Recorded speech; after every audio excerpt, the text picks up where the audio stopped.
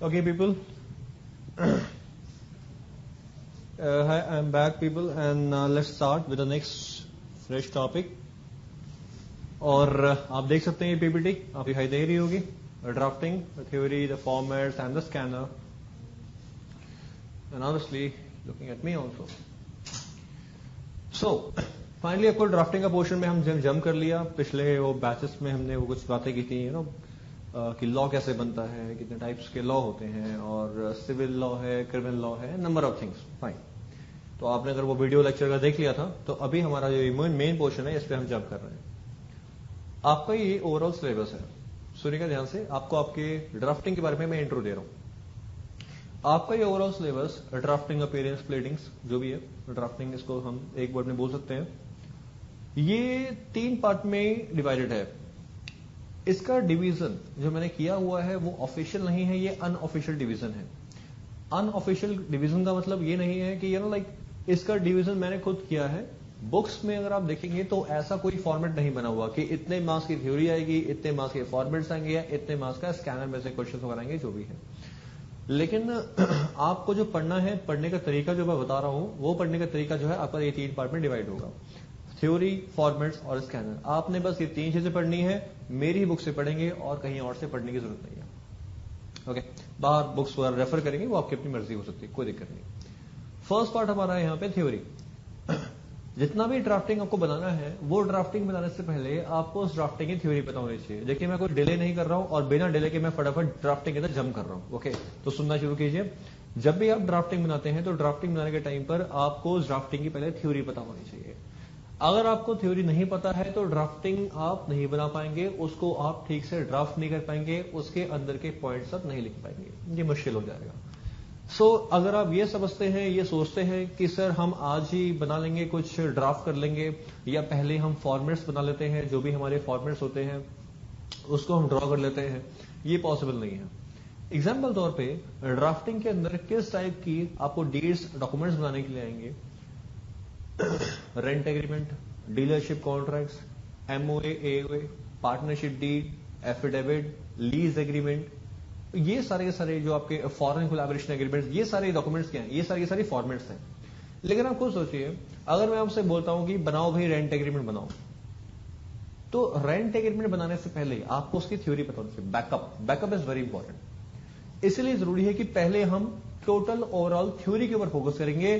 जब करीब करीब थ्योरी पूरी होगी किसी एक पर्टिकुलर पोर्शन की, उसके बाद हम धीरे धीरे फॉर्मेट्स पे जंप करेंगे. मैं ये नहीं बोल रहा हूं कि फॉर्मेट्स को हम लेटर ऑन देखेंगे. No, I am not telling about this. Formats shall be taken on simultaneously, side by side with the theory, but the major portion shall be focused on a theory part, and side by side we will focus on a format part also. For example, when we come through with the rent agreement, lease agreement, dealership contracts, then in the next few classes we are already going through the formats of the dealership contracts, lease and rent agreement and everything about. Okay, ऐसा जरूरी क्यों है, इसको भी समझ लेते हैं. भाई देखिए, अगर मैं आपको डायरेक्टली बोल दूं कि चलो आज हम बनाएंगे रेंट एग्रीमेंट. रेंट एग्रीमेंट क्या होता है, रेंट एग्रीमेंट किसके बीच में होता है, रेंट एग्रीमेंट की पार्टीज को हम लैंडलॉर्ड या टेनेंट बोलते हैं, रेंट एग्रीमेंट कितने महीने का होना चाहिए, ये सारी बातें तो थ्योरी में है. तो पहले जरूरी है ना कि हम पहले थ्योरी को समझ ले, थ्योरी को पढ़ ले.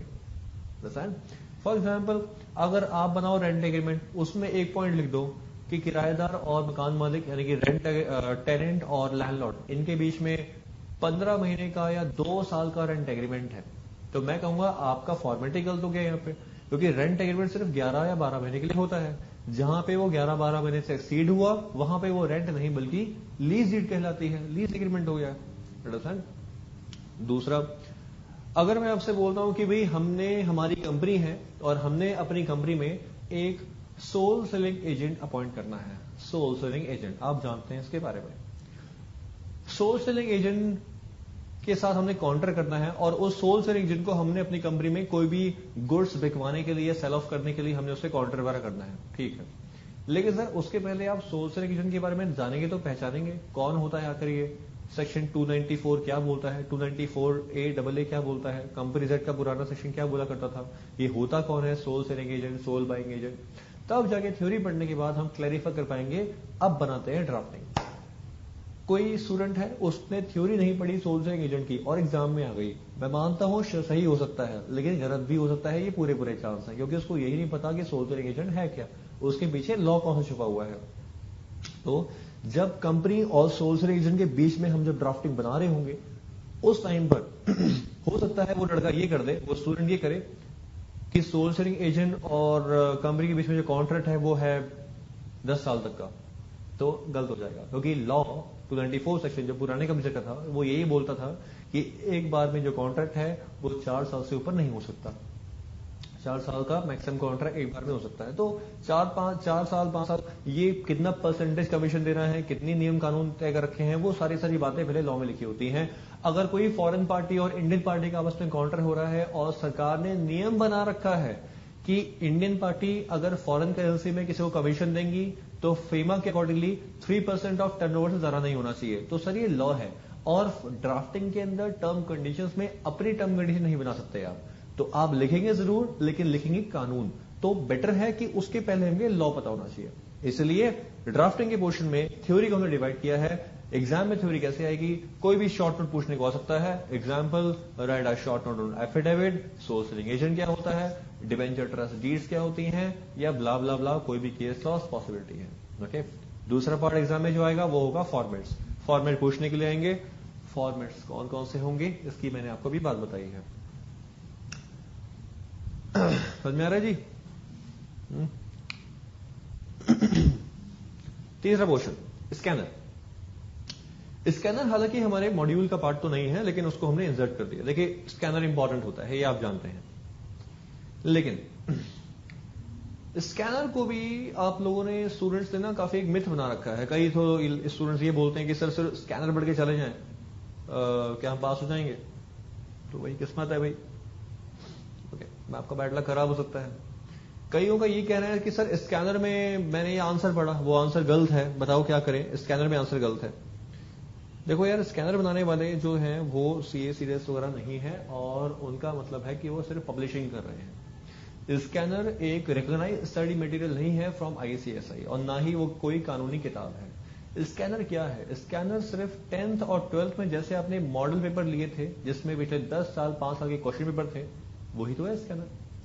उसको बस उन्होंने छोटा कर दिया, स्कैन कर दिया, स्कैन करके एक फाइल को जिप किया और जिप करके एक बुक बनाई, और बुक बना के अपने सामने नाम रख दिया स्कैनर। लेकिन देखा जाए इसके अंदर वही 10-15 साल के क्वेश्चन पेपर ही तो है।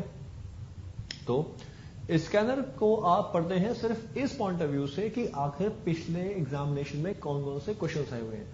आंसर्स अगर ऊपर नीचे होते हैं, हो सकता है एक ही क्वेश्चन का आंसर एक अटेम्प्ट में स्कैनर में कुछ और लिखा हुआ है, और वही क्वेश्चन शायद 3-4 अटेम्प्ट के बाद आया हुआ है, तो उसका आंसर स्कैनर में कुछ और है, समथिंग डिफरेंट। तो आपने टेंशन नहीं लेनी, आप वहां कंफ्यूज हो, refer your ICSI study material, फिर भी कंफ्यूज हो, refer Google, refer my study material, refer anything, but don't blindly trust the scanner. Scanner में ट्रस्ट ना करें, स्कैनर वो स्टडी मटेरियल नहीं है यार। स्कैनर क्वेश्चन के लिए होता है। कैसे क्वेश्चन आए हैं लास्ट एग्जामिनेशन में, क्वेश्चन देखो, ये क्वेश्चन आए हुए हैं, बात खत्म। कई मुझे स्टूडेंट्स वगैरह कहते हैं, आज ही मेरी क्लास में, मेरा जो इंस्टीट्यूट है ऑब्वियसली, तो आपको बताया था मेरा इंस्टीट्यूट चलता है न्यू दिल्ली में, देव शर्मा क्लासेस के नाम से। तो आज ही ड्राफ्टिंग की क्लास थी हमारी सुबह, और आज ड्राफ्टिंग के स्टूडेंट ने मुझसे पूछा था, लाइक यास में कि लाइक सर वो क्वेश्चंस एग्जाम में कैसे आएंगे। एक्चुअली मैं एक चैप्टर पढ़ा रहा था उनको, वो थोड़ा वो वाला बैच थोड़ा आगे चल रहा है, आपकी तो आज फर्स्ट क्लास है। उन्होंने मुझसे कहा था कि सर वो ड्राफ्ट इस वाले चैप्टर में क्वेश्चन कैसे आएंगे। तो मैंने उनसे कहा देखो क्वेश्चन इस टाइप से आएंगे, इस तरह से इस तरह से इस तरह से, और ये तरीके से क्वेश्चन आएंगे। तो उसने कहा ओके। मैंने कहा और भी समझना है आगे तो स्कैनर उठा लो, क्योंकि स्कैनर में क्या होता है, क्वेश्चन से तो होते हैं, और वो क्वेश्चन क्या होते हैं, पिछली बार आए हुए क्वेश्चन होते हैं। आपको जब भी कंफ्यूजन हो कि इस चैप्टर में से क्वेश्चन कैसे आएंगे, pick the scanner, go through with the scanner, and you'll understand what kind of a question has already been asked in the previous examination attempts. Simple, understand? एक और चीज स्कैनर के बारे में, स्कैनर बता दूं मैं आपको, स्कैनर ना दिया होता है बड़ा पुराना, 1997, 1998 के क्वेश्चंस होते हैं, 2000 and 2002, और बड़े बड़े पुराने क्वेश्चंस होते हैं। इतना पुराना स्कैनर नहीं करना भाई, इतनी मेहनत ना करो, बेकार है। क्रॉस ओके, अभी हमारा साल चल रहा है 2014 और आपके जो एग्जाम्स हैं वो 2014 दिसंबर में हैं। तो मैं कहूंगा पिछले 7 साल उठा लो या 5 साल उठा लो। पिछले 5 साल, पिछले 7 साल, बिकम्स अराउंड 2007, जैसे 2007, ओके,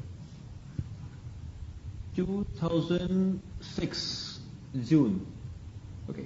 इसके बाद के जो भी अटेम्प्ट हैं, इसको मिलाकर इसके बाद के जो भी अटेम्प्ट्स हैं उसको आप पढ़ो। 2006 के पहले के जो अटेम्प्ट्स हैं उसको छोड़ दो यार, उसको मत पढ़ो, ओके, जस्ट फॉरगेट इट। तो 2006 जून या 2006 दिसंबर या 2007 जून, ऐसा कोई एक लैंडमार्क अटेम्प्ट पकड़ लो और उस बेंचमार्क से ही आप गो थ्रू करना शुरू करो, ओके। इतना ही स्कैनर पढ़ना काफी है। पिछले 6 साल के स्कैनर यानी कि 12 अटेम्प्ट काफी हैं यार, और क्या। क्योंकि होता अक्सर यह है कि आप कंपनी लॉ में 98, 97, 96 के स्कैनर पढ़ रहे होते हो और उसमें कुछ गलतियां होती हैं। उसमें लिखा होता है कंपनी लॉ बोर्ड और आप मुझे बोलोगे सर आपने तो पढ़ाया है एनसीईआरटी, तो आप गलत हो या बुक गलत है। तो मैं कहूंगा यार 98 से लेकर अभी तक अमेंडमेंट्स आए हैं, चेंजेस बहुत सारे आए हैं और इसलिए स्कैनर में तो सेम टू सेम क्वेश्चन ही लिखा होगा। तो लेटेस्ट चीजें पढ़ो, पिछले 5-6 साल की बात खत्म है। हालांकि अमेंडमेंट्स उसमें भी हो सकते हैं लेकिन इतना चीज काफी है, अंडरस्टैंड, काफी है वो चीज। सो ड्राफ्टिंग का एक पोर्शन आपका हो गया और थ्योरी और फॉर्मेट्स और लाइक ध्यान दे रहा हूं स्कैनर के ऊपर। तो पहले हमें थ्योरी के ऊपर फोकस करना है और अब मैं आपको बताता हूं कि आपका सिलेबस कैसे रन करेगा। Syllabus is actually this, course किस तरह से आपका रन करेगा, कोर्स कैसे कैसे आगे जाएगा। पहली बात, कवर बुक, यानी कवर बुक का मतलब है मेरी बुक, मेरी बुक आपने पढ़नी है, ये आपके लिए काफी है। दूसरा, इंपॉर्टेंट मार्क्स। जब करीब करीब कोर्स आपका हो जाएगा तो करीब 3-4 क्लासेस पहले मैं आपको इस बुक के ऊपर इंपॉर्टेंट मार्किंग करवा दूंगा। हालांकि उसकी जरूरत नहीं पड़ेगी लेकिन फिर भी मैं चाहता हूं कि मैं आपको इंपॉर्टेंट मार्क करवा दूं और आपके आईएसएससी मॉड्यूल के ऊपर इंपॉर्टेंट मार्क करवा दूंगा, ठीक है। 100% थ्योरी वो तो आपने पढ़नी है ऑब्वियसली, और स्कैनर वो आपने नहीं छोड़ना। दूसरा, एग्जाम पैटर्न प्रेजेंटेशन। आपको पहले लेक्चर में मैंने बताया था कि एग्जाम में आंसर लिखने का प्रेजेंटेशन क्या होता है और वो प्रेजेंटेशन आपको मैं बताऊंगा, ओके। आपको उस बुक में जो आपके हाथ में है, वो बुक शायद हो सकता है ऑलरेडी मिल गई हो, उसमें लास्ट पेज में प्रेजेंटेशन दिया हुआ है, लेकिन वो प्रेजेंटेशन को लिखने के बाद वो समझना जरूरी है। तो I will just teach you how to present your answers in the examination. तीसरा, your handbook are not notes. आपकी जो हैंडबुक है सर वो नोट्स नहीं है, एक्चुअली वो हर कंपनी के अपने प्रैक्टिकल नोट्स हैं। फॉर एग्जाम्पल लाइक अगर आपकी बुक के अंदर एक एफिडेविट का फॉर्मेट दिया हुआ है तो ये मत समझिएगा कि वो एफिडेविट का फॉर्मेट मैंने कहीं से गूगल से कोई टाइप किया है या पेस्ट किया है, किसी की कॉपी की है, ऐसा बिल्कुल नहीं है। वो एफिडेविट का जो फॉर्मेट है वो जब मैं कंपनी सेक्रेटरी था कई कंपनीज में तो वहां से मैंने बनाया था और उसको ही कॉपी करके मैंने आपकी बुक में पेस्ट किया है। कहीं पे पार्टनरशिप एग्रीमेंट वगैरह बना हुआ है आपकी बुक में तो ये मत समझिएगा कि मैंने कहीं से कॉपी किया है। मैं प्रैक्टिस करता हूं और हम अपने क्लाइंट्स की जब पार्टनरशिप एग्रीमेंट बनाते हैं तो वहीं से उठाकर मैंने यहां पेस्ट कर दिया। इसका मतलब आपकी बुक सिर्फ नोट्स नहीं है, नोट्स के अलावा प्रैक्टिकल चीजें हैं। बस हाँ, मैंने कुछ कंपनी का नाम चेंज कर दिया है और कुछ कंपनी का नाम वो ही रहने दिया। और आपसे रिक्वेस्ट है कि आप लोग इस नोट्स को किसी को देना, मतलब बाहर किसी को ना नहीं, क्योंकि ये हमारे अपने नोट्स हैं, अपने अपने खुद के डाटा वगैरह है, मेंटेन्ड है। तो ये देखिए, ये अच्छी बात है। वैसे अब कोई सवाल ही नहीं पैदा होता कोई गड़बड़ का। There is no chance of any error और मिस्टेक, नो चांस। व्हाई? आप मुझसे अगर बोलेंगे कि सर जो आप हमें डीलरशिप कॉन्ट्रैक्ट बनवा रहे हो सर इसमें कोई गड़बड़ तो नहीं है, तो मैं कहूंगा गड़बड़ कहां से होगी, क्योंकि अगर तो ये थ्योरी होती या अगर ये कैसे कॉपी किया होता गूगल से तब तो शायद मैं कहता हाँ भाई कहीं गड़बड़ है। लेकिन अगर ये हमने अपने क्लाइंट के लिए बाकायदा बनाया है और वाकई में कॉन्ट्रैक्ट करवाया भी है और सरकार की मोहर भी लगाई है तो ऑब्वियसली बात है कि वो चीज एकदम ट्रू एंड फेयर है, करेक्ट है, ठीक है। तो आपके जो नोट्स हैं ऑथेंटिकेट नोट्स हैं। हाँ, स्पेलिंग मिस्टेक हो सकती है, एक आध कैप्स ऑन कैप्स ऑफ का ऊपर नीचे हो सकता है बात, या पेस्ट करने में ऊपर नीचे थोड़ी बहुत बातें हो सकती हैं। चौथी जो बात है वो है एलएलबी पैटर्न। जो आपका ड्राफ्टिंग है वो ओवरऑल सब्जेक्ट जुड़ा हुआ है एलएलबी से, इसलिए जो स्टूडेंट्स एलएलबी भी कर रहे हैं उनके लिए ये बुक दोबारा काम आएगी, ओके। एलएलबी में आपको ये पैटर्न दोबारा सिखाए जाते हैं। और जाते जाते हम बात करेंगे जब आपका सिलेबस करीब करीब हो जाएगा तो मेरी आखिरी क्लास होगी, और आखिरी क्लास में I just teach you the 16 tips for exams. 16 tips, exam को कैसे क्रॉस करना है, कैसे क्रैक करना है, टाइम मैनेजमेंट कैसे करना है, आंसर आता होगा तो क्या करना है, नहीं आता होगा तो क्या करना है, एवरीथिंग। एग्जाम के अंदर डर बड़ा लगता है हमको, और सच बनाओ तो ऐसे एग्जाम हॉल में टेंशनें वैसी हो रही होती हैं, ऊपर से कोई ऐसा स्टूडेंट जो होता है वो जो बार बार हाथ खड़े करके बोल रहा होता है सर शीट सर शीट, मतलब एग्जाम भी शुरू भी नहीं हुआ ठीक से और वो हाथ खड़े करता है। स्पेशली गर्ल्स होती हैं। अभी तो हम क्वेश्चन पेपर पढ़ ही रहे हैं और वो that girl raise the hand और सर शीट, अब हम हैरान हो जाते हैं यार क्या हुआ, हमें तो अभी शुरू भी नहीं किया, उसका शीट भी खत्म हो गई। ऐसे बच्चे जो होते हैं वो डराते हैं हमको। तो डराने की बात है, साथ में हम क्या सोचते हैं, फिर हम सोचते हैं यार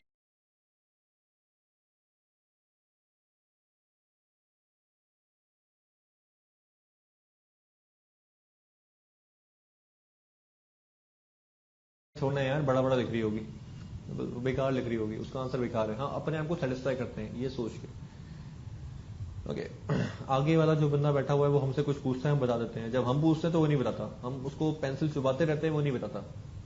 ओके, तो how to manage like the stress and how to manage your answers, सारी बात करेंगे उन 16 टिप्स में। अब वो 16 नहीं रहे, वो 17 हो गए हैं, मुझे पीपीटी में चेंज करना पड़ेगा, एक अमेंडमेंट आया है और एक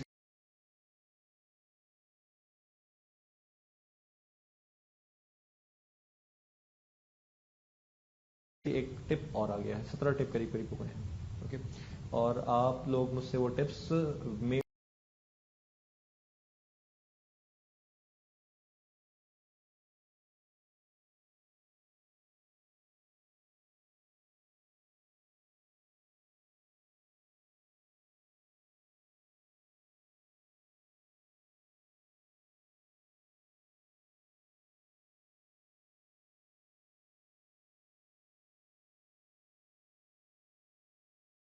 ईमेल से मत मंगवाइएगा, समझाने की बात अलग होती है, मैं आपको समझाऊंगा। ठीक है जी, हाँ जी। अब हम फाइनली आते हैं general formatting for the drafting में, कि फॉर्मेट ड्राफ्टिंग का फॉर्मेट कैसे बनते हैं। लेकिन मैं चाहता हूं कि इसे अभी कॉपी ना करें आप, इसे आराम से कॉपी कर लीजिएगा। पहले आप मेरी बातें सुनिए। क्या है ड्राफ्टिंग, ड्राफ्टिंग को समझिए पहले, फिर बाद में कॉपी करना। कोई कॉपी नहीं करेगा अभी, सुनिए, आपको टाइम मिल जाएगा, डोंट वरी, टाइम मिलेगा, मैं टाइम दूंगा। ओके, अब सुनिए, क्या है आखिर ड्राफ्टिंग।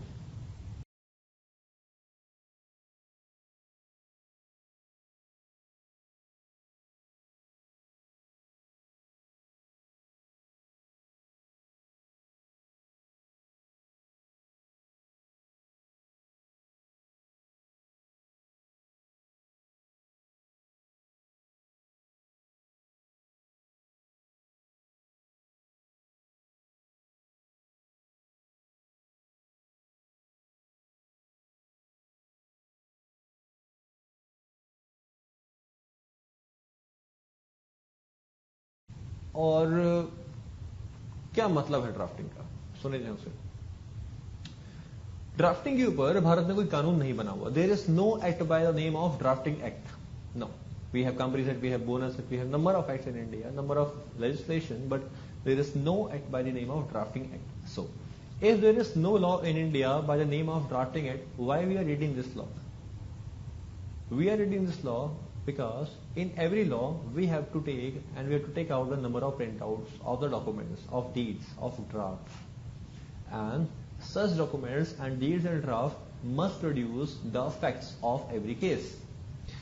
किसी भी लॉ के अंदर हमको बड़ी सारी चीजें बनानी पड़ती हैं, उसके प्रिंट आउट निकालने पड़ते हैं, डीड्स हैं, डॉक्यूमेंट्स हैं, ड्राफ्ट्स हैं, वॉटेवर। और हर उस चीज को प्रिंट आउट निकालने का, एक लिखने का एक सिस्टमेटिक तरीका होता है। उस सिस्टमेटिक तरीके के ऊपर भारत में कोई कानून नहीं बना हुआ। यूके में कानून बना हुआ था, यूके का कानून हम उठा के यहां पे ले आए। वो कानून क्या है बेसिकली, वो ये कानून आपके सामने रखा हुआ है, पूरी बुक है आपके सामने। और यूके में फॉर्मेट्स पूरे बने हुए थे, वो फॉर्मेट्स हम आज भी फॉलो करते हैं।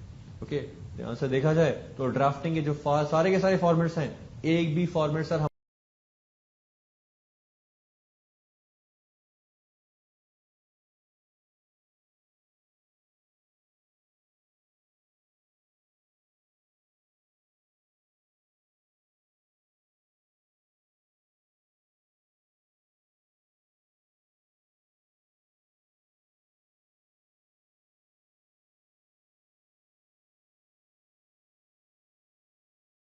हमारा बनाया हुआ नहीं है इन जनरल। ओके, सारे के सारे फॉर्मेट जो है वो यूके के हमने फॉलो किए हुए हैं। वहां के जो फॉर्मेट्स वगैरह थे वो हम यहाँ पे फॉलो करा करते हैं आमतौर पे। सर हम इंडियंस हैं, ऑब्वियसली बात है, आप इंडियंस हैं और हम तो हर चीज वहीं की फॉलो करते हैं। हमें तो ये भी नहीं पता आज तक, हमें तो ये भी नहीं पता आज तक कि जो वकील हैं वो ब्लैक कोट क्यों पहनते हैं। ये ब्लैक कोट क्यों पहनते हैं सर, ये भी जो दिया हुआ चीज है वो उन्हीं का है। उन्होंने अपना ड्रेस कोड चेंज कर लिया, वो लोग ब्लैक कोट को अब वो एक साटन वाला कपड़ा नहीं पहनते, बेसिकली वो अपने आप एक प्रॉपर ब्लैक कोट ब्लेजर पहनते हैं सर्दियों में। लेकिन हमारे यहाँ वही साटन वाला कपड़ा ही पहनना होता है, हम लोग ब्लेजर नहीं पहन सकते। क्यों? पुरानी थिंकिंग, ट्रेडिशनल थिंकिंग में हम अभी भी अटके हुए हैं। ओके, तो दैट्स द पार्ट। खैर छोड़िए उस चीज को। तो मैं बताने की कोशिश कर रहा था कि ड्राफ्टिंग का मतलब क्या है। ड्राफ्टिंग के ऊपर कोई लॉ नहीं बना हुआ है, ड्राफ्टिंग के ऊपर कोई लॉ नहीं बना हुआ है। और ड्राफ्टिंग जो है वो एक कॉन्सेप्ट है जो आया है कहां से, किधर से आया भाई, बताया था यार, उत्तराखंड से। यूके मतलब उत्तराखंड ना ना, यूनाइटेड किंगडम यार, यूके यूनाइटेड किंगडम के जी, लंदन शंडन ना, यूके।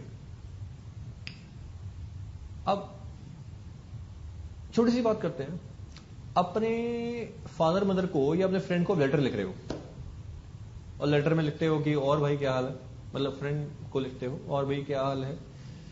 फादर मदर को लिखते हो, मदर फादर मैं यहां रहता हूं या यहां रहती हूं और आप सब ठीक ठाक है, मैं भी ठीक ठाक हूं और लाइक मैं कुछ दिन में घर आ जाऊंगा, कुछ दिन में मैं घर आने वाला हूं छुट्टियों में। ठीक है भाई, इस बात को कैसे लिखोगे आप। ओके, मैं बताता हूं। एक लड़का ऐसे लिखता है, मेरा नाम सचिन है, नीचे लिखा, मैं कुछ दिन में घर आ जाऊंगा, नीचे लिखा, और मम्मी पापा आप कैसे हो, नीचे लिखा, मैं एकदम बढ़िया हूं, कोई टेंशन नहीं है लाइफ में, और नीचे लिखा हेलो पापा। तो नीचे सबसे नीचे लिखा है डियर पापा, हेलो पापा। मतलब ये क्या है, खिचड़ी है। ओके सर, मैं तो कहूंगा आप खाना भी खाते हो ना, उसको भी सिस्टमेटिक तरह से खाते हो। ये तो है नहीं कि अच्छा चपाती है, चपाती लेना यार, एक तो आज चावल भी है, चावल भी ले थोड़े से, अच्छा रायता भी है, रायता भी ले आओ, अच्छा सब्जी है, सब्जी भी ले आओ, सब कुछ प्लेट में मिक्स किया, चपाती के टुकड़े किए और इकट्ठे चम्मच से ऐसे करके खा रहे हो। What is this, no. आप सिस्टमेटिक देखते हो, अच्छा चपाती भी है, राइस भी है, रुक जाओ पहले चपाती खाता हूँ, chapati and sabzi, and then you go with the rice, and then you go with the curd, that's yoghurt, raita and all, और फिर आप जाके पानी पीते हो। आप मिक्सअप नहीं करते। तो जब खाने में सिस्टमेटिक वर्जन आपने अप्लाई किया हुआ है, तो फिर यहाँ पे लिखने में क्यों नहीं। लिखने में बच्चा, दूसरा बच्चा जो है वो लेटर ऐसे लिखता है अपने फादर को, हेलो फादर, हेलो फादर, नीचे अपना नाम नहीं बताएगा कि नाम ऑलरेडी पता है उसके फादर को उसका, हेलो फादर मैं एकदम आप बताओ कैसे हो, मैं एकदम बढ़िया हूं, और लास्ट में लिखा कि भाई कुछ दिन में शायद मैं छुट्टियों में घर आऊंगा, आपका बेटा, आपका डॉटर, आपका सन, वट एवर, नीचे अपना नाम लिख दिया। ये एक फॉर्मेट है, एक तरीका है बात बताने का।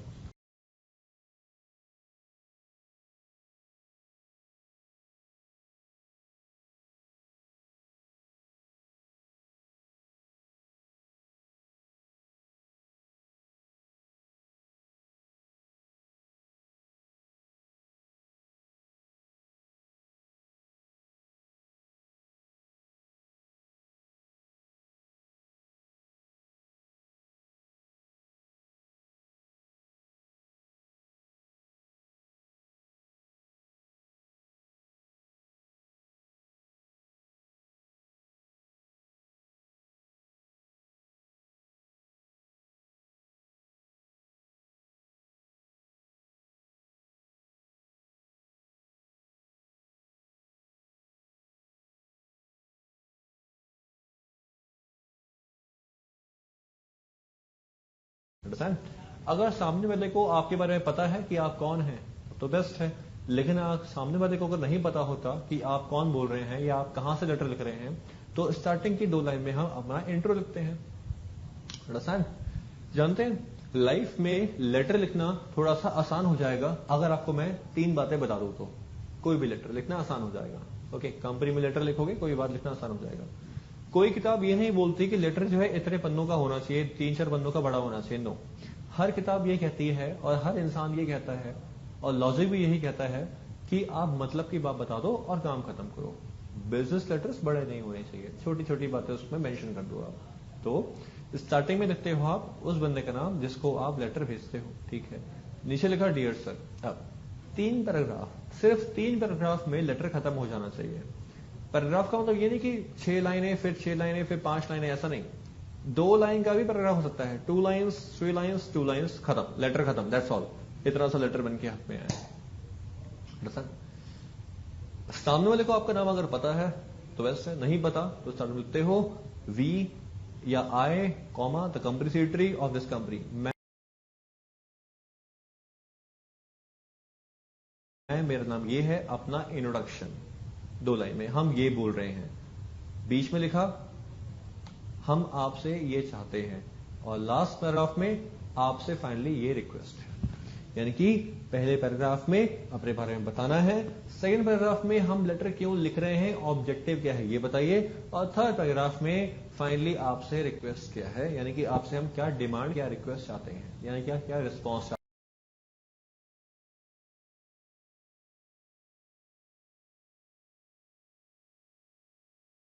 चाहते हैं, आप क्या रिप्लाई करें हमको। लास्ट में योर्स फेथफुली आपका नाम। सही तरीका, सिस्टमेटिक तरीका तो यही है, ऑब्वियसली बात है। अगर आप ये 3 वर्ड याद रखेंगे कि पहले, बीच में, आखिरी में क्या लिखना है, आप कभी नहीं भूलोगे वो इसको। अंडरस्टैंड? सो अगर मैं बात करता हूं पार्टनरशिप एग्रीमेंट की, एग्जांपल तौर पे लेट्स आपको पार्टनरशिप एग्रीमेंट बनाना है, या छोटी चीज की बात करते हैं, रेंट एग्रीमेंट बनाना है। तो सर रेंट एग्रीमेंट को बनाने से पहले आप क्या जानने की कोशिश करोगे, क्या जानने की कोशिश करोगे कि कौन है किराएदार, कितना रेंटल है, क्या इंफॉर्मेशन है, कहां पर घर है, यही सब इंफॉर्मेशन होगी ही नहीं, देन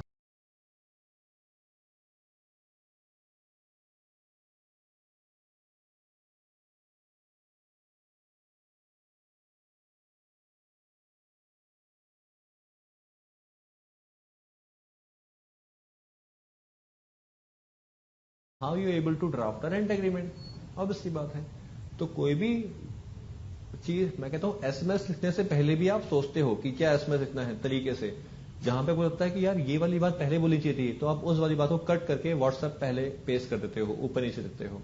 जब वहां पे वो चीज में ड्राफ्टिंग है तो यहां पर ड्राफ्टिंग क्यों नहीं है? ड्राफ्टिंग तो सर आप रोज करते हो, आप जो बोलते हो वो भी ड्राफ्टिंग है।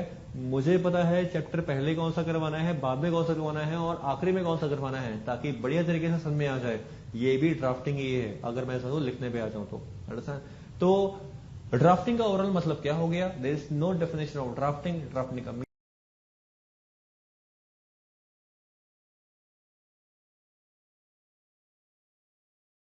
मीनिंग है कि अपनी बात को हम सिस्टमेटिक फॉर्म में किस तरह से बताएं, और सही वर्ड का हम सही इस्तेमाल कैसे करें, और किस वर्ड को हम कहां पर पेश करें, ताकि उस डॉक्यूमेंट का एक सही मतलब और एक ट्रू मीनिंग निकल के सामने आ जाए। आई रिपीट, ड्राफ्टिंग का मतलब है कि हर एक वर्ड को, स्टेटमेंट को, लाइन को, पैराग्राफ्स को हम एक किस सिस्टमेटिक फॉर्म में अरेंज करें, कहां पर हम सही वर्ड का सही इस्तेमाल करें, सही वर्ड का सही इस्तेमाल करें, कोई कंफ्यूजन ना हो उसके अंदर, और ऐसा मीनिंग निकल कर आए जो उस डॉक्यूमेंट का ट्रू और फेयर मीनिंग हो, और सामने वाली पार्टी उसका मतलब ही समझ जाए। इसको हम बोलते हैं ड्राफ्टिंग। हमने अच्छी ड्राफ्टिंग की हुई है। अगर आपका डॉक्यूमेंट लिखने के बाद कोई समझ नहीं पा रहा है, इसका मतलब सर आपकी ड्राफ्टिंग में कमी है, आपकी ड्राफ्टिंग में कुछ ना कुछ कमी पेशी है, और इसका मतलब आपने कुछ ऐसी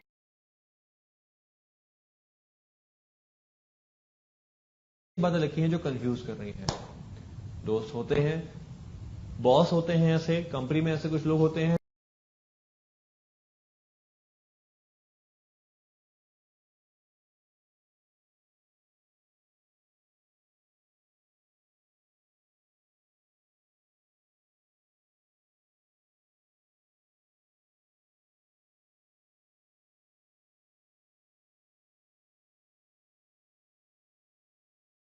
बहुत ही टेक्निकल है, बहुत ही अजीब सी लैंग्वेज है।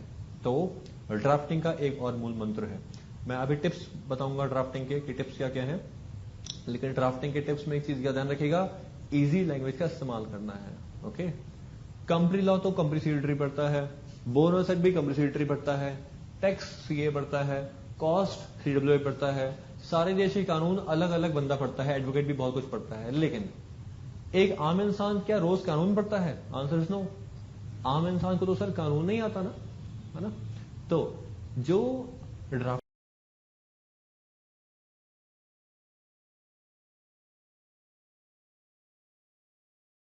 बन रही है, rent agreement, dealership contract, partnership deed, क्या इनमें जो दोनों पार्टीज हैं जरूरी है कि दोनों पार्टीज ने सीएस किया हो, नो, एलएलबी किया हो, सीए किया हो? Answer is no.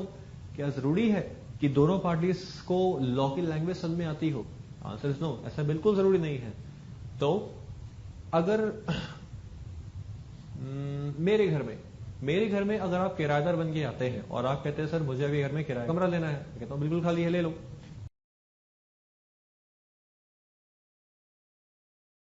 मैं तो सर एक्सपर्ट हूं लॉ में, मैं तो लैंग्वेज समझ जाऊंगा, लेकिन आप नहीं समझ पाएंगे। आप डॉक्टर हैं, आप इंजीनियर हैं, आप आर्किटेक्चर हैं, आप आम इंसान हैं। तो मैं तो बड़ा स्मार्ट हूं, मैं तो रेंट एग्रीमेंट में ऐसी लैंग्वेज लिख दूंगा जिसमें मैं आपसे किराया भी ले लूं और 6 महीने बाद खाली भी करवा दूं और आप कुछ भी नहीं कर पाओगे। घुमा के लैंग्वेज लिख दी, I am expert in the law, expert law में ऐसी लैंग्वेज टाइप कर दी घुमा घुमा के, और आपने जब रेंट एग्रीमेंट पढ़ा आपको कुछ खास समझ में आई नहीं, आपने फिर भी चलो साइन वाइन कर दिए, आपको लगा सब कुछ ईजी है। अंडरस्टैंड? ये गड़बड़ है। रेंट एग्रीमेंट नहीं, ड्राफ्टिंग। ड्राफ्टिंग का मूल मंत्र ये है, लैंग्वेज मस्ट बी इजी। इसलिए किसी भी लैंग्वेज में, किसी भी ड्राफ्टिंग में, किसी भी डीड में, किसी भी ड्राफ्टिंग पोर्शन में जब हम बनाएंगे उसमें कहीं पर भी आप कोई भी लैटिन भाषा वर्ड का इस्तेमाल नहीं करेंगे। No Latin words, no French words, no void ab initio, no void word का इस्तेमाल, no mutatis mutandis, no inter alia, no nemo dat quod, non habet. ऐसे जो अजीब से वर्ड होते हैं जो हमको परेशान करते हैं कंपनी लॉ के अंदर, mutatis mutandis, inter alia, void ab initio, इन सारे वर्ड का इस्तेमाल नहीं करना है। गलत माना गया, आप समझ जाओगे, दूसरी पार्टी नहीं समझ पाएगी। तो ड्राफ्टिंग में आप सिंपल इजी भाषा का इस्तेमाल करेंगे। आप बोलेंगे सर इससे तो हमारा पेपर और भी आसान हो गया। बिल्कुल ठीक बात है, और भी आसान हो गया। एडवांस कंपनी लॉ में उल्टा है। एडवांस कंपनी लॉ में अगर आप ड्राफ्टिंग करोगे तो उसमें तो इन वर्ड का इस्तेमाल करना है बल्कि, लेकिन यहां पर आपको इन वर्ड का इस्तेमाल बिल्कुल भी नहीं करना है। एग्जामिनर देखता है, कॉपी चेक करता है, तो इस सब वर्ड्स को देखकर हो सकता है वो मार्क्स आपके काट ले।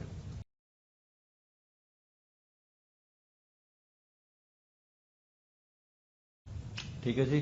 तो हालांकि ड्राफ्टिंग के ऊपर टिप्स वगैरह पढ़ेंगे, लेकिन मेरा टोटल फोकस फिलहाल अभी इस क्लास का ये था कि आपको बताऊं कि ड्राफ्टिंग वर्ड का मतलब क्या है और ड्राफ्टिंग का मीनिंग एग्जैक्टली क्या है। तो ड्राफ्टिंग का मतलब है सही वर्ड का सही जगह पे ठीक तरीके से इस्तेमाल करना, और इस तरह से कोई भी डॉक्यूमेंट बनाना कि पहले क्या लिखना है, फिर बाद में क्या आना चाहिए, फिर आखिरी में क्या आना चाहिए, ताकि उस डॉक्यूमेंट का डीड का एक ट्रू एंड फेयर मीनिंग निकल के सामने आए। अंडरस्टैंड? सो अब ये हमारे पास फॉर्मेट है सर, ये आपके पास फॉर्मेट आपको दिखाई दे रहा होगा पीपीटी के अंदर। तो जनरल फॉर्मेट फॉर ड्राफ्टिंग, इस फॉर्मेट को आपको ड्रॉ करना है। फिर मैं आपको बताऊंगा कि जो फिल इन द ब्लैंक्स है उस फिल इन द ब्लैंक्स को कैसे कैसे कहां पे क्या क्या भरेंगे। और ध्यान रखिएगा ये जनरल फॉर्मेट है। अगर आपने ये फॉर्मेट समझ लिया, अगर क्या समझ ही जाओगे, ऑब्वियसली मैं समझाऊंगा। जब आपने ये फॉर्मेट समझ लिया सर, आपके ये फॉर्मेट समझने के बाद आपका ड्राफ्टिंग पोर्शन यूं निपटता जाएगा फटाफट। ओके, इजी होता जाएगा। हाँ, बीच में ऐसे कुछ ड्राफ्टिंग आएंगे जो इस फॉर्मेट पर डिपेंड नहीं करेंगे, जैसे कि एफिडेविट है, पार्टनरशिप डीड है, एमओए एओए है, लेकिन मैक्सिमम जो 80% ड्राफ्टिंग है वो इसी फॉर्मेट के ऊपर बेस्ड होगी। तो मैं चाहता हूं कि इसको आप फटाफट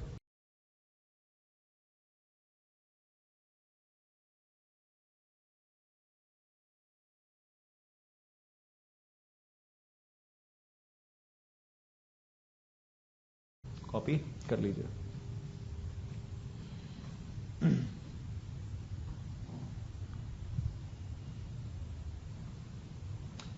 इसका जो नेक्स्ट पेज है वो है ये, इसको भी कॉपी कर लीजिए।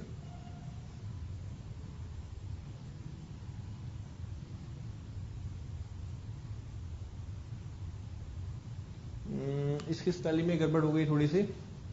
ये जो है ना विटनेसेस स्टार्टिंग में जो लिखा हुआ है WTNE, नो WT में लिखेगा, इसमें लिखेगा WIT।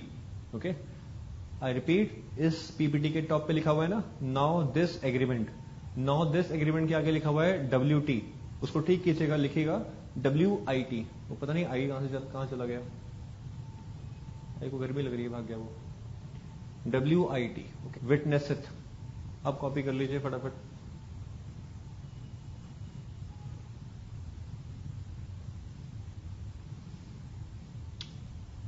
तो मेरे ख्याल से आपने कॉपी कर लिया इसको। अब मैं इसको आपको फिल करना सिखाता हूं कि इसको हम कैसे कैसे फिल करते हैं।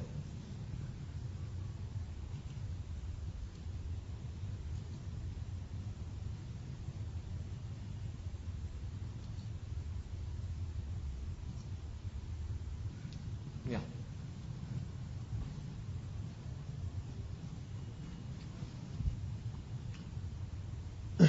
हर एक वर्ड का मतलब है, कोई टेंशन वाली बात नहीं है, हर एक वर्ड को ध्यान से पढ़िएगा। आपने कॉपी कर चुके हैं हम इसको, तो मैं बोल रहा हूं और अपनी बुक में देखिएगा, ओके। मुझे भी देख सकते हैं बीच बीच में, कोई टेंशन नहीं। सो हर एक वर्ड का मतलब है, कोई टेंशन वाली बात नहीं है, हर एक वर्ड मैं समझाऊंगा, आपको समझ में आ जाएगा। आप सुनिए, कोई भी चीज आप बना रहे हैं, क्या वो रेंट एग्रीमेंट है, डीलरशिप कॉन्ट्रैक्ट है, लीज एग्रीमेंट है, पार्टनरशिप डीड है, वॉटएवर, उसमें ये वर्ड किस किस तरह से इस्तेमाल होंगे। ओके, पहले मैं आपको मीनिंग बता रहा हूं, सुनिएगा। अब जो फिलअप लाइन्स है ना, इसमें जो डैश डैश लगा हुआ है, वो डैश डैश में आप लिखना शुरू कीजिए।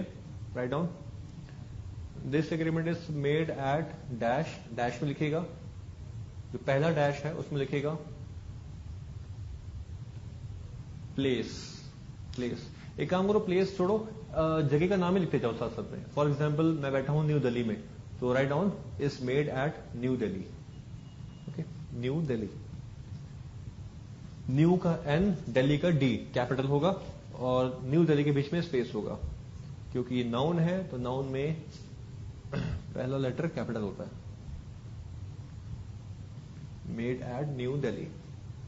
ओके, आगे on this dash, on this इसके आगे लिखिएगा ऑन दिस, ऑन दिस आज डेट है, कोई भी डेट लिख लो उसमें, let's have a date of 10th of June, okay, write down, or maybe let's say write down 6th of December, 6th of December, it's a good date, 6th of December, okay, write down on this 6th, 6th लिखने के बाद 6th,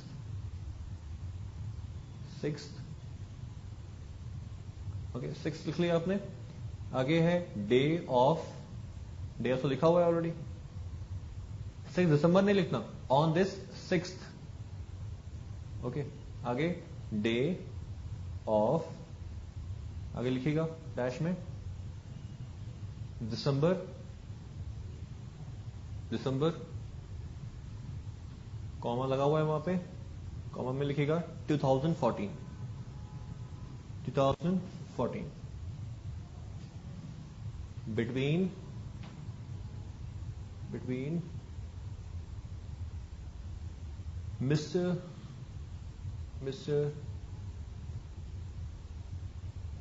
John, let's say John, नाम रखते हैं John, okay. अब देखिएगा John,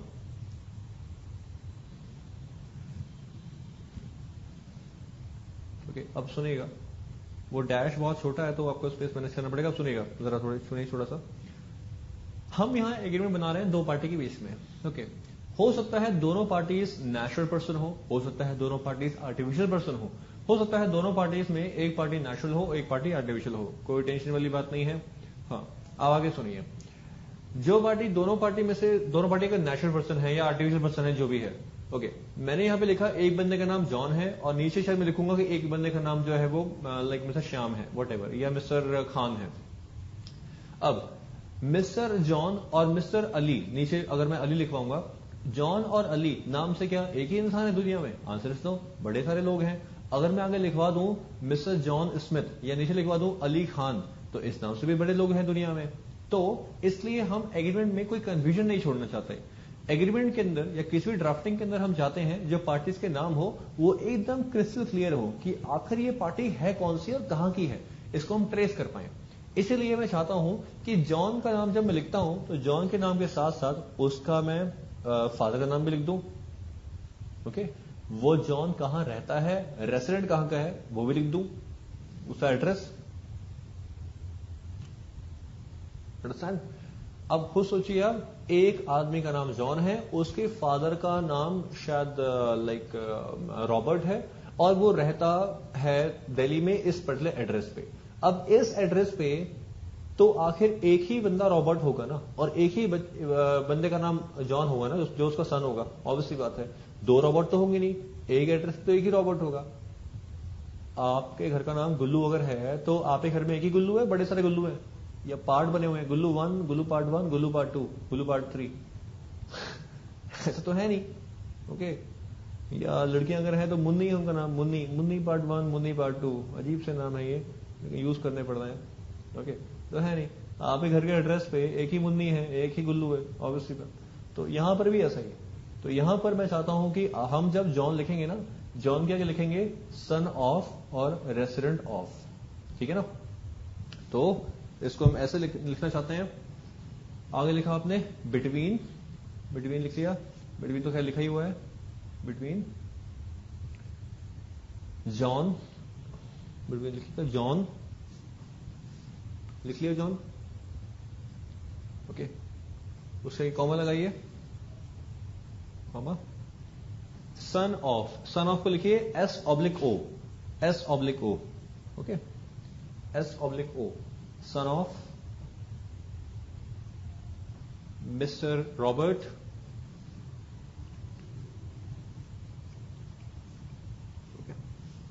mister Robert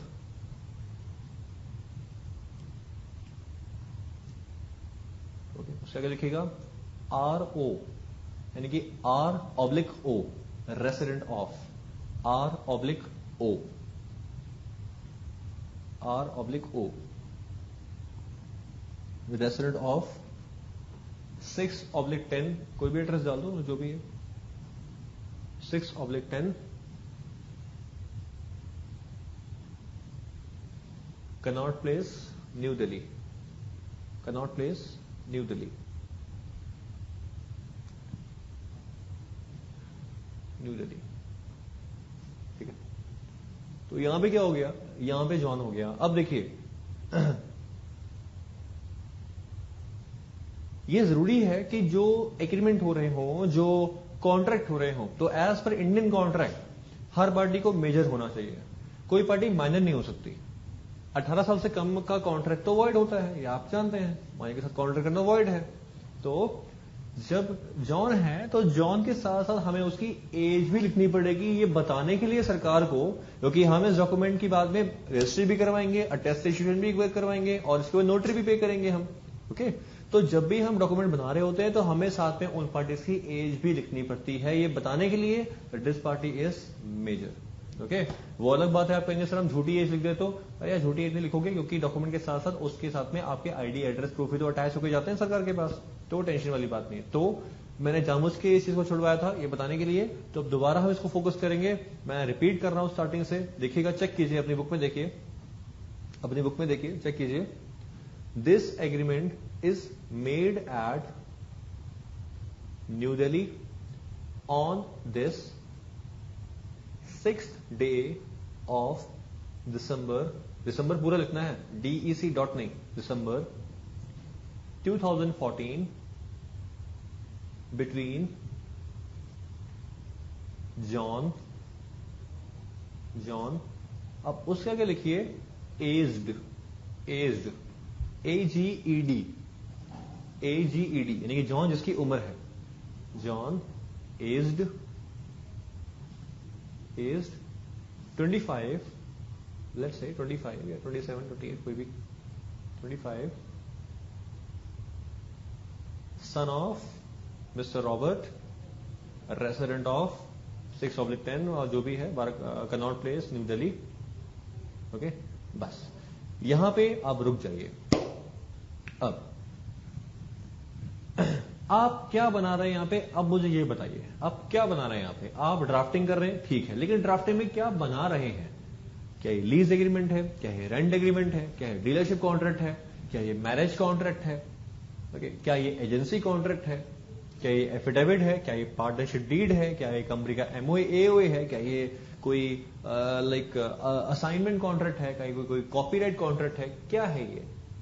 तो मैं छोटा एग्जांपल से शुरुआत करना चाहता हूं। मान लीजिए कि आप बना रहे हैं रेंट एग्रीमेंट, क्योंकि रेंट एग्रीमेंट सबने सुना होता है, किराएदार और मकान मालिक के बीच में बनता है रेंट एग्रीमेंट। रेंट एग्रीमेंट में कौन कौन सी दो पार्टीज होती हैं बताइए? एग्जैक्टली दो पार्टीज के नाम है टेनेंट किराएदार और दूसरा है लैंडलॉर्ड मकान मालिक। तो हमारे पास दो पार्टी के नाम लिखने हैं। पहले किस पार्टी का नाम लिखेंगे, लैंडलॉर्ड का या टेनेंट का?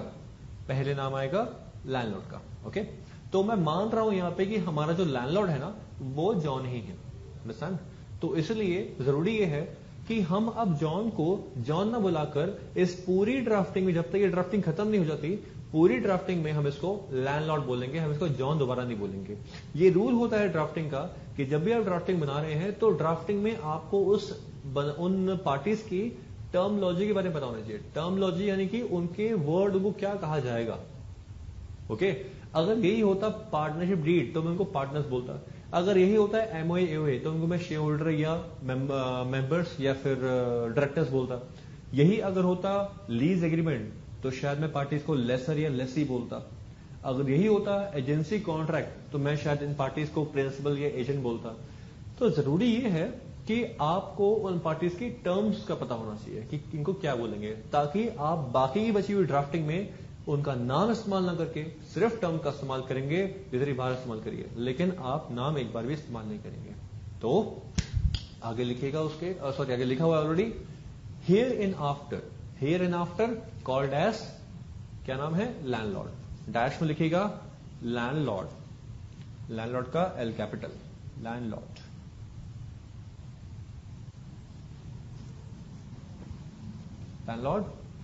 ये कौन है हमारी, ये फर्स्ट पार्टी है, द फर्स्ट पार्टी।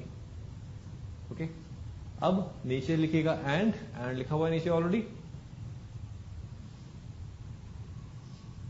ओके, कई लोग क्या करते हैं एंड को साथ में ही लगा देते हैं, मतलब फर्स्ट पैराग्राफ साथ में ही, लेकिन आप ऐसा मत कीजिएगा। आप एक फॉर्मेट फॉलो कीजिए। मेरी बुक में भी मैंने कई बार एंड साथ में ही लगा रखा है, उससे फर्क नहीं पड़ता, उससे फर्क बिल्कुल नहीं पड़ता। वो बताने के लिए आपको कि ये भी हो सकता है। तो एग्जाम में अगर आपको ऐसा कोई फॉर्मेट दे दें तो ऐसा मत समझना कि कोई फॉर्मेट गलत एग्जाम में, ऐसा टेंशन नहीं है। लेकिन मैं चाहता हूं कि आप एंड को नेक्स्ट लाइन पे ही लिखें, फ्रेश लाइन पे, जैसे यहां लिखा हुआ, ताकि साफ साफ दिखाई दे। उसके नीचे लिखेंगे, उसके नीचे लिखेंगे दूसरी पार्टी का नाम। तो पहली पार्टी कौन थी, जॉन थी। दूसरी पार्टी, देखिए बड़ा सिंपल है, पहली बार समझना पड़ेगा ध्यान से, लेकिन उसके बाद तो इजी। तो पहली पार्टी जॉन है और सेकंड पार्टी का नाम क्या होगा, कोई भी नाम रख दो। हम नाम रख रहे थे Ali Khan. Okay, let's say Ali Khan, अजीब सा नाम है, लेट्स से अली खान ही कर दो यार। ओके, अली खान। ओके, या मोहम्मद अली, ये बेस्ट है, मोहम्मद अली नाम रखो, मोहम्मद अली। तो इसमें लिखोगे एंड मोहम्मद अली, लिखो डैश में लिखो, and Mohammad Ali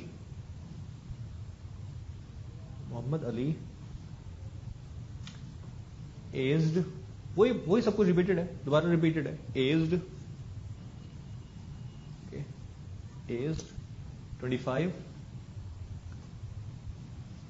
25 comma son of S/O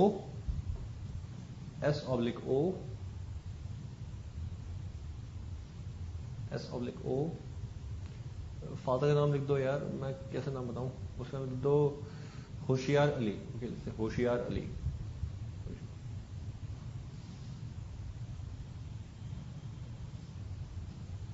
okay, या कोई और नाम आपको जो पसंद हो, जो भी है।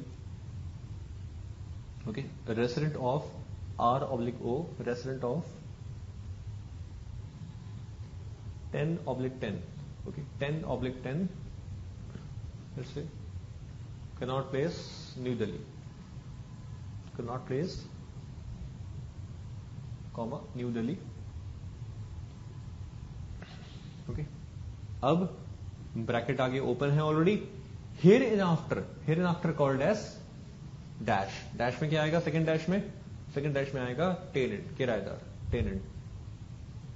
तो टेनेंट में कैप्स ऑन में टी, बाकी कैप्स ऑफ TENANT, टेनेंट। और ये कौन है, ये सेकंड पार्टी है। और इस पैराग्राफ को समझने की कोशिश करते हैं। देखिए बड़ी इंपॉर्टेंट क्लास है ये। अगर आपने क्लास ठीक से अटेंड कर ली बिना स्टॉप किए हुए, अगर आप बीच में स्टॉप कर रहे हैं बार बार तो सब आउट ऑफ हो जाएगा। एक बार में पूरे गो थ्रू करके पूरी क्लास ये अटेंड कर लो। ओके, तो सुनो ध्यान से। अब इसको समझते हैं कि वर्ड करके कुछ भी नहीं करना। ध्यान से देखो, हम क्या बना रहे हैं, रेंट एग्रीमेंट। ओके, टॉप पे हमने मान लिया कि लिखा हुआ है रेंट एग्रीमेंट, और हम नीचे से शुरुआत कर रहे हैं दिस एग्रीमेंट। ओके, अब सुनो हिंदी में, दिस एग्रीमेंट, ये जो एग्रीमेंट हम बना रहे हैं, इस मेड, ये बना है कहां पे, एट, इस शहर में, न्यू दिल्ली में। कब, ऑन दिस, कब, इस दिन, 6th डे, 6वें दिन, किसके, दिसंबर के, कौन साल के, 2014 के। किसके बीच में, बिटवीन मिस्टर जॉन, जो यहां पे मिस्टर जॉन जिसकी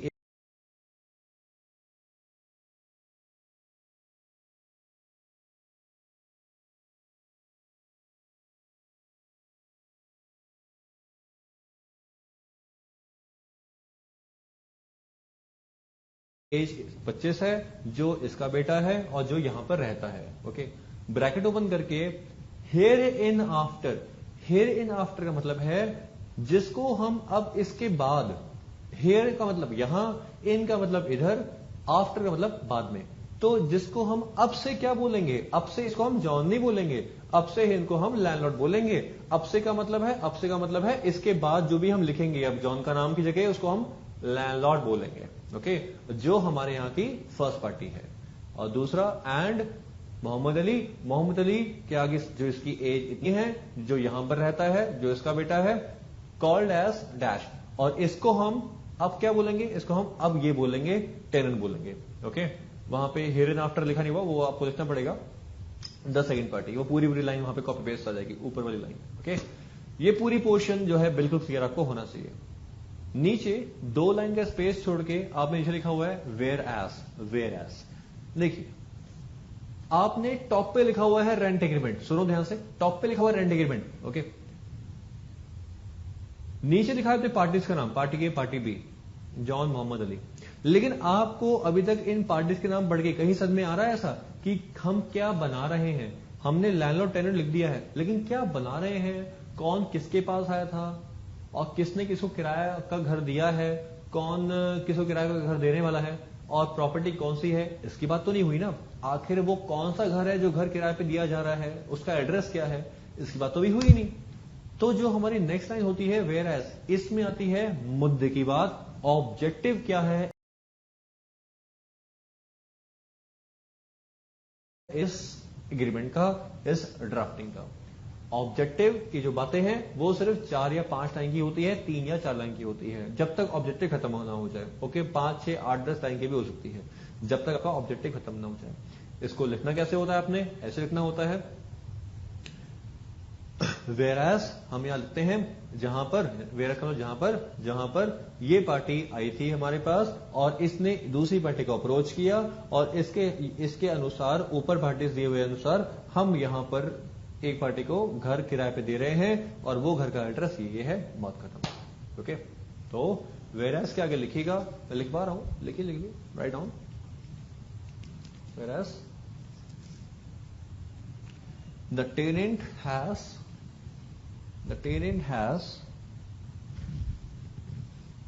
approached the landlord, मैं ऐसा मान रहा हूं कि टेनेंट आया था लैंडलॉर्ड के पास। Okay, approached the landlord and both are agreed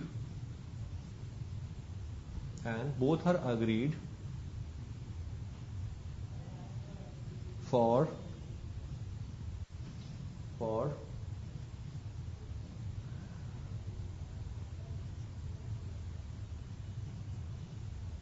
providing a rental accommodation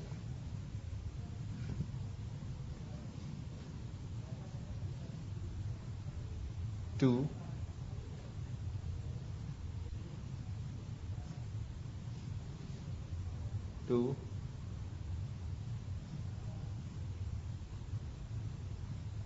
the tenant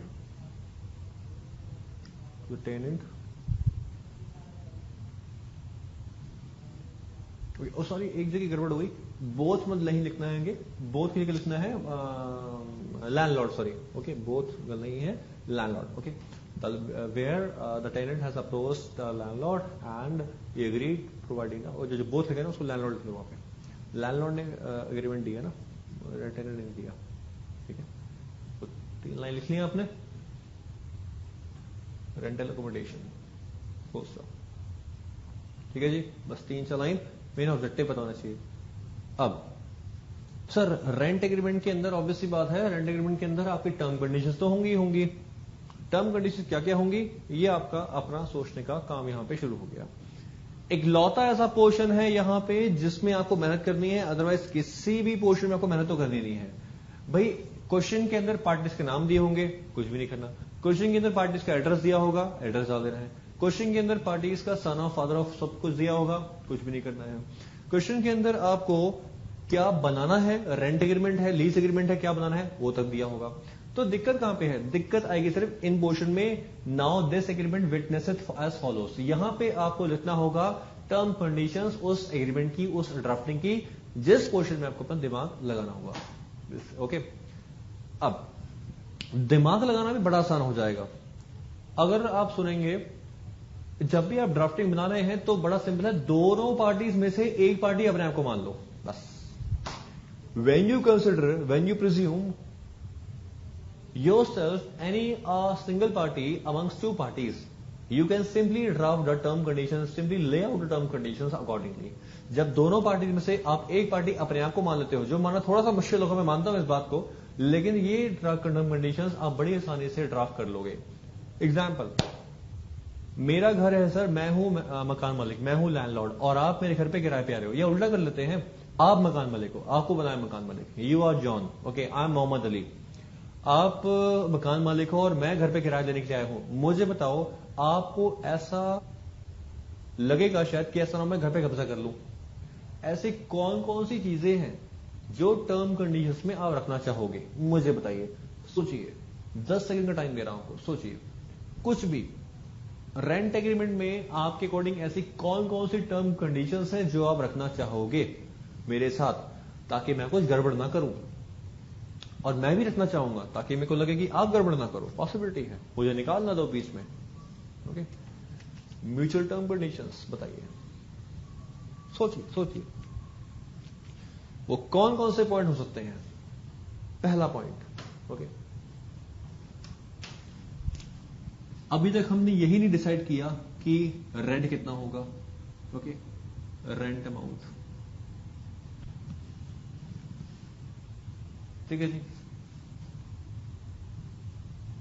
दूसरा, अब drawing it here,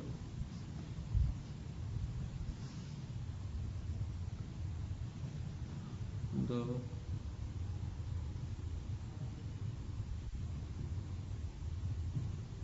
term conditions and number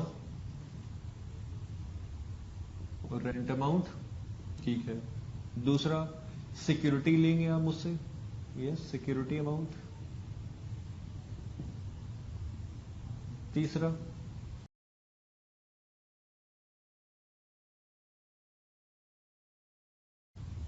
और क्या भाई,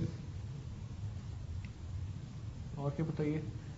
अगर डिस्प्यूट हो गया हमारे बीच में, डिस्प्यूट के लिए कोर्ट जाना पड़ेगा, डिस्प्यूट की बात लिख दो भाई, कल को डिस्प्यूट होता है तो हम कोर्ट वगैरह में जाएंगे। और जितने भी टैक्सेस और वाटर बिल्स हैं वो कौन पे करेगा, इलेक्ट्रिसिटी बिल।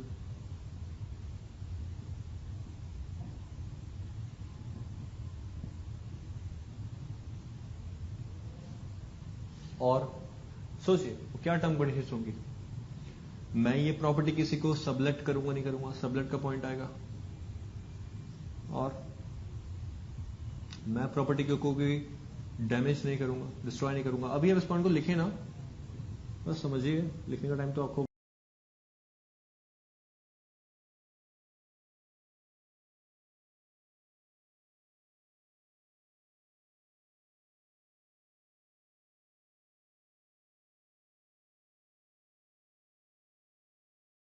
मिल जाएगा, पॉज कर देना, मिल जाएगा टाइम यार, टाइम ही टाइम है फिर तो। और क्या टर्म कंडीशन आएंगे भाई रेंट एग्रीमेंट के अंदर बताइए, जिसकी वजह से आपको लगता है कि गड़बड़ ना हो। बड़ा सिंपल है। रेंट एग्रीमेंट का duration, the most important thing, duration कितना है, 11 मंथ्स का जो भी है ड्यूरेशन कितना है। ओके। और अगर हम में से किसी को भी जगह खाली करनी है, मैं किराएदार हूं, मुझे जगह खाली करनी है या आपको मुझे हटाना है, तो पहले नोटिस देना पड़ेगा ना, तो ऑब्वियसली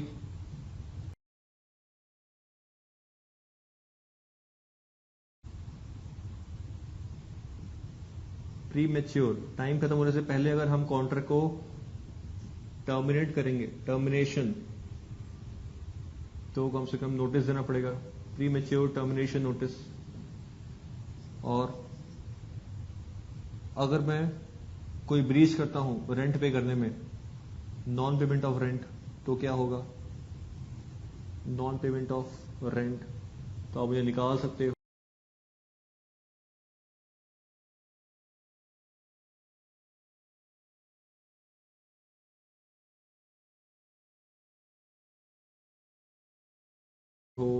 प्लस इंटरेस्ट ले सकते हो मुझसे, प्लस इंटरेस्ट भी लगा दो मेरे ऊपर।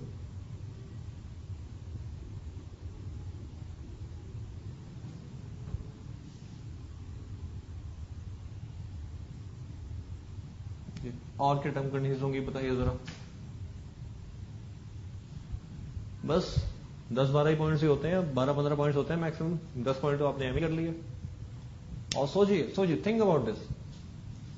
मैं तो लिख दूंगा यहाँ पे फटाफट फटाफट कर करके, लेकिन आपको मौका दे रहा हूं लिखने का, आप अपना दिमाग घुमाइए कि रेंट एग्रीमेंट में और कौन कौन से पॉइंट हो सकते हैं।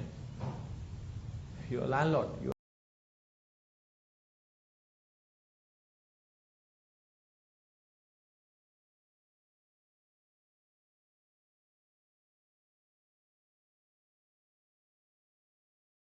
Tenant, anything you are.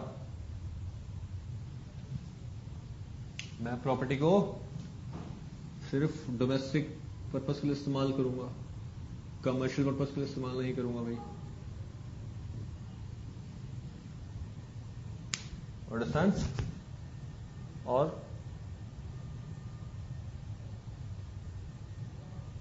बताइए, मैं बताता हूं।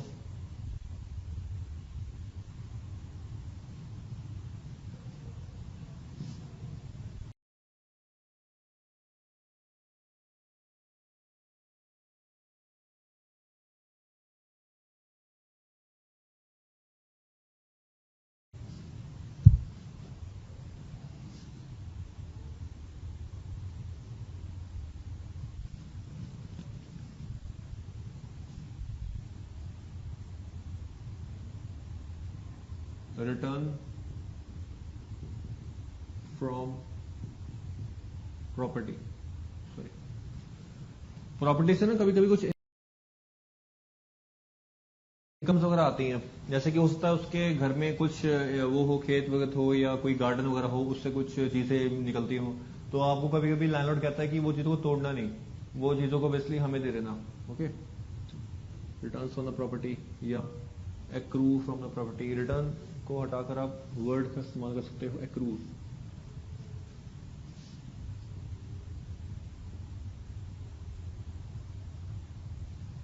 और ये तो रफ है, रफ रफ में हमने सारे पॉइंट कर लिए।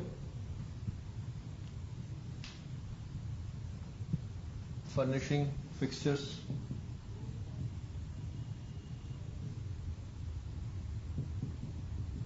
फिक्सचर्स अगर लैंडलॉर्ड ने दिए हुए साथ में, तो ये बड़े सारे पॉइंट्स हो गए। अब जब भी आप ड्राफ्टिंग बना रहे होंगे, तो ड्राफ्टिंग बनाने के दौरान आपको ना पहले आपके हिसाब से जो पॉइंट्स हो सकते हैं, आई रिपीट, ड्राफ्टिंग बनाने के दौरान आपको जो आपके अकॉर्डिंग जो पॉइंट हो सकते हैं, पहले उन पॉइंट को लिख लेना।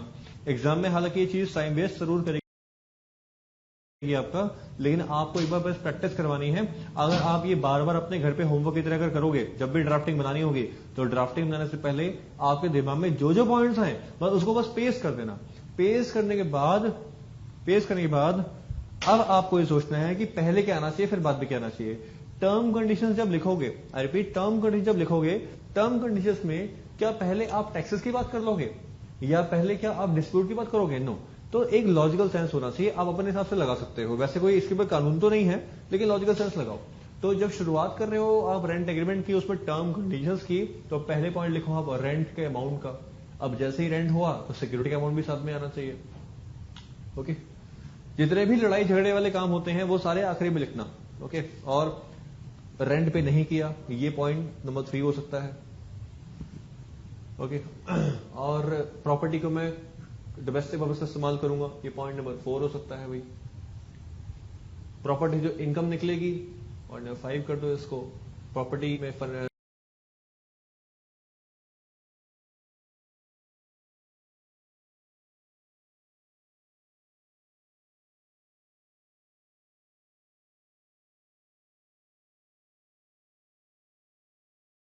करना। 6, प्रॉपर्टी को सबलेट नहीं करोगे। पॉइंट नंबर 7, आप चाहो तो इसको पॉइंट नंबर 8 भी कर सकते हो, मुझे कोई दिक्कत नहीं है, मैं तो अभी बस बना रहा हूं। 7, अब क्या क्या पॉइंट बचे? नंबर 8, इसको नंबर 8 कर दो। ठीक है, हाँ, अब ड्यूरेशन वाला पॉइंट आ गया, तो नंबर 9 ड्यूरेशन से आया, प्री मैच्योरिटी टर्मिनेशन का नोटिस। नंबर 10, अब लड़ाई झगड़े की बातें आ गई, तो लड़ाई झगड़े की बातें अगर हैं तो डैमेज डिस्ट्रॉय करेगा, तो 10 के बाद 11, 11 के बाद यहाँ पे 12। और आप जब पॉइंट्स लिखोगे लाइक, तो आपको वो पॉइंट्स इस तरीके से ही लिखने होंगे। वो समझ में आ रहा है मैं क्या बोल रहा हूँ? हाँ जी,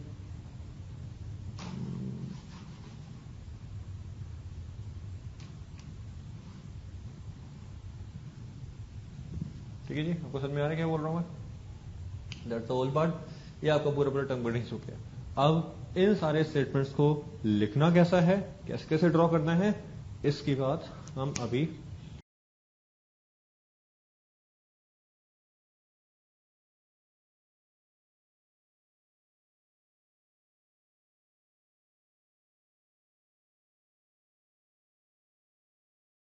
करेंगे